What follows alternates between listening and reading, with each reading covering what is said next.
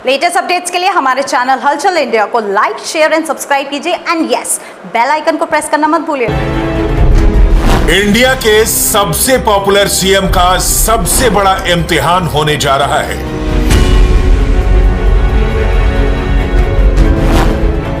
हिंदुस्तान का इकलौता भगवाधारी मुख्यमंत्री हिंदुत्व के सबसे बड़े गढ़ में 22 के लिए दहाड़ रहा है। जय जय श्री राम, जय जय श्री राम, जय जय श्री राम। जो राम को लाए हैं हम उनको लाएंगे, यूपी में फिर से हम भगवा लहराएंगे, यूपी में फिर से हम भगवा लहराएंगे। योगी जी आए हैं, योगी ही आएंगे, योगी ही आए हैं, योगी ही आएंगे, योगी जी आए हैं, योगी जी आए हैं, योगी जी आए हैं, योगी जी आएंगे। यूपी में फिर से हम भगवा लहराएंगे, यूपी में फिर से हम भगवा लहराएंगे। संत महंत जवाब इस वीडियो में है। हाथों में मोदी योगी की तस्वीर और जुबां पर बस एक ही नारा।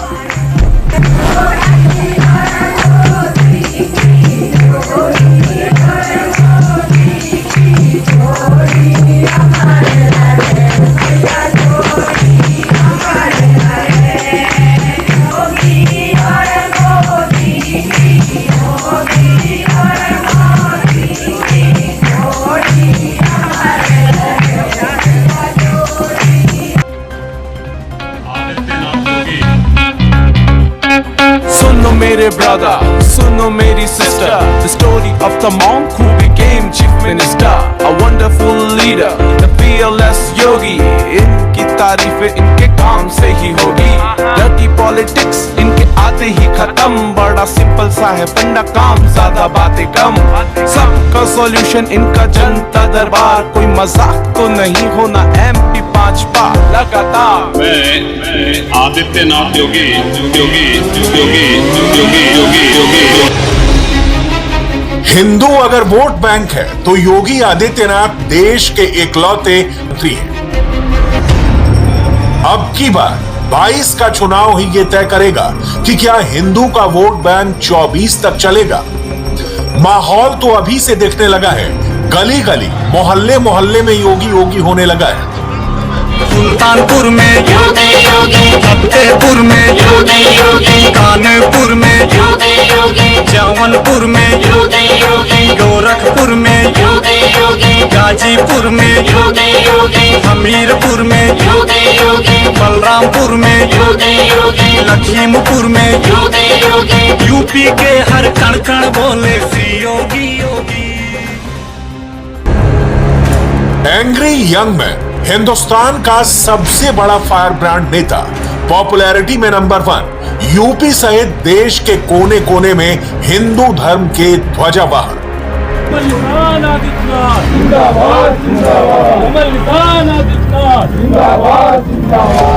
योगी की यही पहचान है, वो मठाधीश भी हैं और सत्ताधीश भी।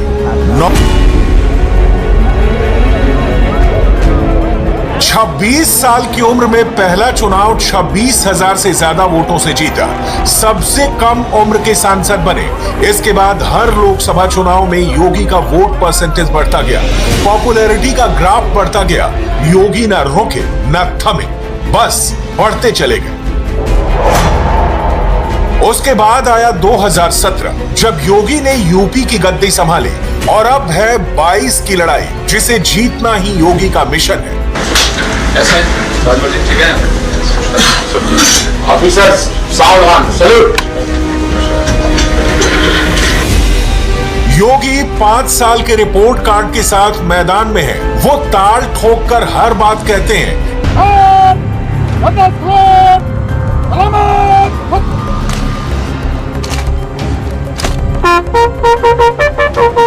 योगी में ऐसा क्या है कि कोई और नेता योगी आदित्यनाथ के आसपास भी नहीं फटक पाया। उत्तराखंड का एक राजपूत यूपी में आकर राजनीति के शिखर पर कैसे पहुंच गया। योगी का जलवा तब भी कायम था जब वो कॉलेज में थे। फैशनेबल, चमकदार, टाइट कपड़े और आंखों पर काले गॉगल्स, योगी ऐसे भी थे। 1993 में योगी महंत अवैधनाथ के संपर्क में आए, गोरखपुर चले गए, दीक्षा प्राप्त की और सन्यासी बन गए। अवैधनाथ ने 1998 में राजनीति से संन्यास लिया और योगी आदित्यनाथ को अपना उत्तराधिकारी घोषित कर दिया और उसी साल योगी की पॉलिटिकल एंट्री हुई। योगी नेता तो बन चुके थे मगर बहुत सख्त थे। योगी संत तो हैं मगर योद्धा वाले संत हैं। योगी सन्यासी भी हैं मगर सारे सियासी विरोधियों के लिए अयोध्या एक प्रयोगशाला हो सकती है, लेकिन योगी के लिए अयोध्या सदियों की कर्मशाला है। सीएम योगी जब लिखते हैं कि ये राम भक्तों की सरकार है तो गोरखपुर के सांसद योगी की बातें भी याद आती हैं। लोकसभा से विधानसभा तक राम की गूंज। जिस प्रकार से धार्मिक स्वतंत्रता के मौलिक अधिकार पर उत्तर प्रदेश सरकार ने प्रहार किया है, महोदय, पहली बार ये देखने को मिला है कि लगभग 2000 से अधिक संतों को गिरफ्तार किया गया है और पूरी तरह अपमानित किया गया है। मैं याद दिलाना चाहूंगा, इस देश के अंदर सेकुलरिज्म के नाम पर राजनीति करने वाले उन सभी दलों को 1994 में कांग्रेस नेतृत्व की सरकार ने सुप्रीम कोर्ट में एक शपथ पत्र दिया था और ये कहा था कि अगर तय हो जाएगा कि अयोध्या में विवादित जो ढांचा था वह ढांचा किसी हिंदू मंदिर या स्मारक को तोड़ करके बनाया गया है तो हिंदू भावनाओं के अनुरूप कार्य होगा। आखिर यह साबित हो चुका है कि विवादित भूमि ही राम जन्मभूमि है और जब विवादित भूमि राम जन्मभूमि है तो फिर उसके लिए कानून बनाने की मांग इस देश का संत समाज कर रहा है, कोई पाप नहीं कर रहा है। हम अपने हक को मांग रहे हैं और हम यही मांग कर रहे हैं कि अयोध्या में राम जन्मभूमि में भव्य मंदिर का निर्माण होना चाहिए। संतों को उनके हकों से वंचित किया जा रहा है, उनके धार्मिक यात्रा को प्रतिबंधित किया जा रहा है, उन्हें अपमानित किया जा रहा है। और किस समाजवाद की बात मुलायम सिंह जी कर रहे हैं, किस संविधान की बात कर रहे हैं? ये समाजवाद है। स्वयं राष्ट्रीय अध्यक्ष हैं, इनके 2 भाई महासचिव हैं, इनका पुत्र प्रदेश अध्यक्ष है। कौन से समाजवाद की बात करते हैं? परिवारवाद की बात करते हैं। बेवकूफ बना रहे देश को। 23 साल पहले भी राम भक्त योगी पॉपुलर थे। 23 साल बाद भी 2021 में राम के भक्त योगी की पॉपुलैरिटी इंटैक्ट है। योगी में कौन सा ऐसा एक्स फैक्टर है, कौन सा ऐसा चुंबक है कि वो देश के इकलौते ऐसे नेता बन गए जो सबसे कम उम्र के सांसद भी बने और सिर्फ 45 की उम्र में देश के सबसे बड़े सूबे के सीएम भी बने? इसका जवाब अमित शाह के पास है। स्वागत कीजिए माननीय मुख्यमंत्री माननीय श्री योगी आदित्यनाथ जी का। भारतीय जनता पार्टी ने नेता के रूप में आज के मुख्यमंत्री श्री योगी आदित्यनाथ जी का चयन किया और तब काफी लोगों के ऊपर फोन आए। जब योगी जी को मुख्यमंत्री बनाया, किसी को कल्पना नहीं थी कि योगी जी मुख्यमंत्री बने। और ढेर सारे लोगों के फोन आए थे कि योगी जी ने कभी म्यूनिसिपालिटी भी नहीं चलाई। वास्तविकता थी, नहीं चलाई। योगी जी कभी कोई सरकार में मंत्री नहीं रहे। योगी जी सन्यासी, पीठाधीश और इतने बड़े प्रदेश का आप उनको मुख्यमंत्री बना रहे हो, इतना बड़ा प्रशासनिक काम उनको दे रहे हो जिनके पास प्रशासनिक अनुभव शून्य के बराबर है। तब हमारे नेता नरेंद्र भाई और मैं पार्टी का अध्यक्ष था, हमारा एम एक ही था, जिसके अंदर निष्ठा है और परिश्रम करने की क्षमता है, वो बाकी सभी परिस्थितियों को अपने अनुकूल। और यही 2 मानकों के आधार पर उत्तर प्रदेश का भविष्य भारतीय जनता पार्टी ने योगी आदित्यनाथ के हाथ में सौंपा। योगी के दरबार में राम राम भी होता है, जनता जनार्दन का काम भी होता है। दरबार तब भी सजता था जब योगी सिर्फ एक महंत थे। योगी के दरबार में जरूरतमंदों को चिट्ठियां तब भी बांटी जाती थी जब वो सिर्फ एक सांसद थे। टाइपराइटर नॉन स्टॉप चलता रहता था, फोन की घंटियां बजती रहती थी, कुर्सियां लगी रहती थी। यह सिलसिला आज भी जारी है।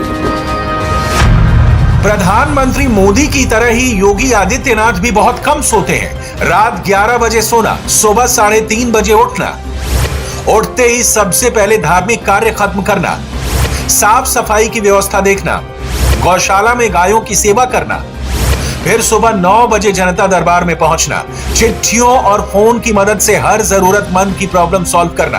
योगी के दरबार में सबकी एंट्री अलाउड है, फिर चाहे वो हिंदू हो, मुस्लिम हो, सिख हो या किसी और धर्म का हो। योगी बिना भेदभाव के सबके काम पूरे करते हैं। यहाँ पर किसी के साथ न जाति के नाम पर, न मत के नाम पर, न मजहब के नाम पर, न लिंग के नाम पर किसी प्रकार का कोई भेदभाव नहीं। विकास सबका होगा, लेकिन तुष्टीकरण किसी का नहीं होगा। सरकारें कैसे चलती हैं, उत्तर प्रदेश के अंदर भारतीय जनता पार्टी करके दिखाएगी। ये सरकार बता के दिखाएगी कि वास्तव में सरकार का स्वरूप क्या होना चाहिए। जनता के प्रति संवेदनशील प्रशासन होगा, गुंडा राज पूरी तरह समाप्त होगा और अराजकता के इस व्यवस्था में कोई स्थान नहीं होगा। 17 से अब तक योगी फुल ऑन एक्शन में है। धर्म और कर्म योगी के लिए दोनों इंपॉर्टेंट हैं। असर देखने यूपी के सभी 403 विधानसभा क्षेत्रों के लिए बीजेपी ने मेगा प्लान तैयार किया है। योगी आदित्यनाथ हर दिन अलग अलग जिलों, और ये चुनाव से शुरू नहीं हुआ। योगी ने यह अभियान तब से ही शुरू कर दिया जब वो कोरोना से उठे और मिशन मोड में जुट गए। योगी ने कोरोना को भी मैनेज किया, यूपी वालों को भी संभाला, गली गली, मोहल्ले मोहल्ले वोटर्स के मूड। जब मैं स्वयं 14 अप्रैल को कोरोना की संक्रमण की चपेट में आया तो एक असमंजस की स्थिति मेरे सामने थी, क्योंकि 25 करोड़ की आबादी की जिम्मेदारी मुझे लेनी थी, मेरे ऊपर थी, और मैं स्वयं संक्रमित हो गया हूं। देश का सबसे बड़ी आबादी का राज्य, तो मैंने सबसे पहले 2 चीजें, हम पहले से इस चीज के अलर्ट थे कि अगर कोई ऐसी स्थिति हो तो हमें उसके लिए हमेशा तैयार रहना होगा। हमारी यहां टीम पहले से ही काम कर रही थी। मैंने वर्चुअली संवाद जरूर करना प्रारंभ किया और मैं प्रतिदिन 2 बैठकें जरूर लेता था।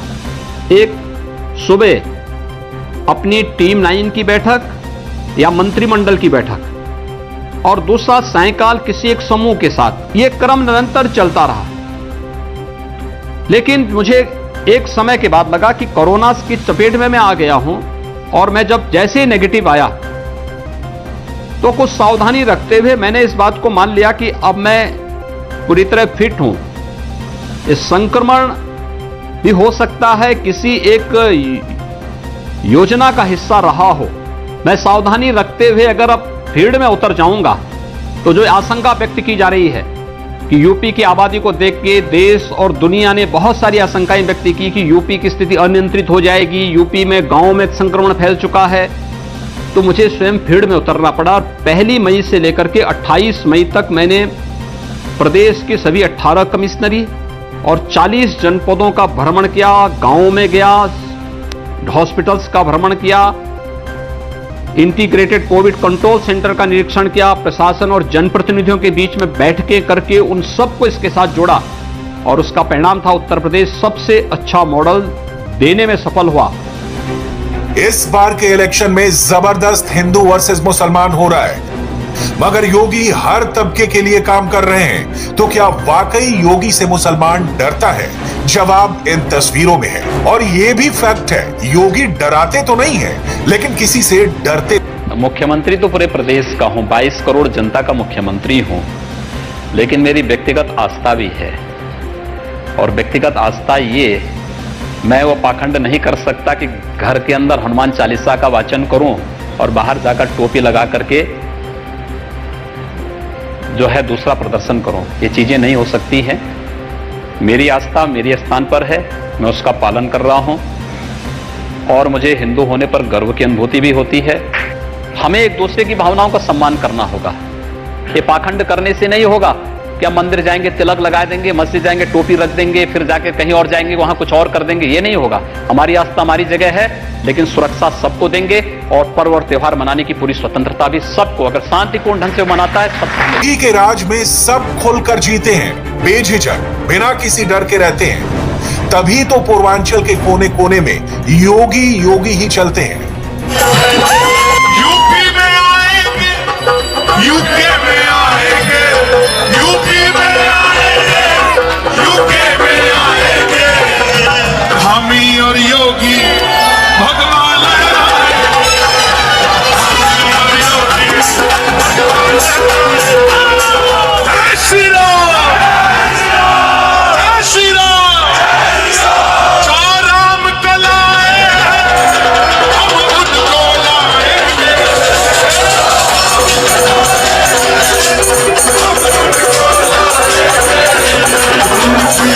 फिर से हम